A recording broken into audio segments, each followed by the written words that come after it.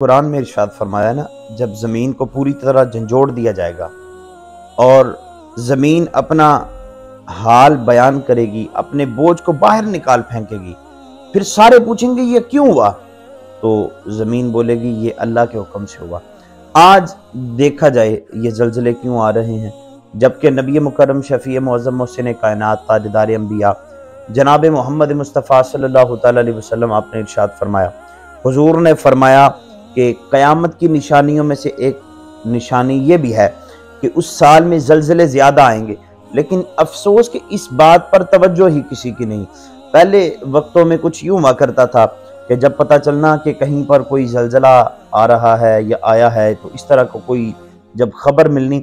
تو دور دراز کے علاقوں میں لوگوں کو جب خبر ملنی کہ زلزلہ آیا ہے فلاں علاقے میں تو لوگوں نے جلدی سے مصلے بچھا لینے، اللہ کی بارگاہ میں توبہ استغفار کرنی،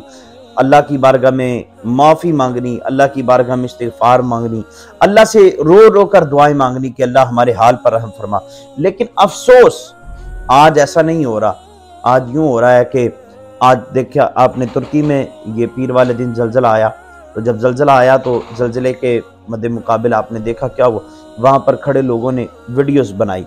وہاں پر اللہ کو نہیں یاد کیا گیا، وہاں پر ویڈیوز بنائی گئی، استغفار نہیں کیا گیا، وہاں پر سوشل میڈیا پر لوگوں کو دکھایا گیا کہ دیکھ لو جی کیسے زلزلہ آتا ہے۔ او بھائی آج ہم کس طرف چل پڑے ہیں؟ ہمیں اس بات کی فکر ہی نہیں ہے کہ اللہ کی بارگاہ میں پلٹ کر جانا ہے۔ آج جب خبر ملتی ہے فلاں جگہ پر زلزلہ آ گیا ہے تو لوگ باتیں کرتے ہیں، وہ دیکھتے ہیں، وہ کہتے ہیں وہ ویکھو یار بلڈنگ کیسے گر گئی، وہ ویکھو یار کی ہو گیا۔ بھائی ان باتوں کی طرف کیوں چل پڑے ہم؟ ہمیں چاہیے ہم اللہ کی بارگاہ کی طرف بڑھیں،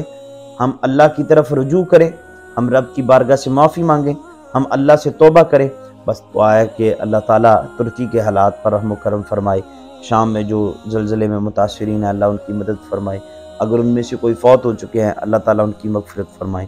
جو بیمار ہیں اللہ تعالیٰ ان کو جلد صحت یابی عطا فرمائے۔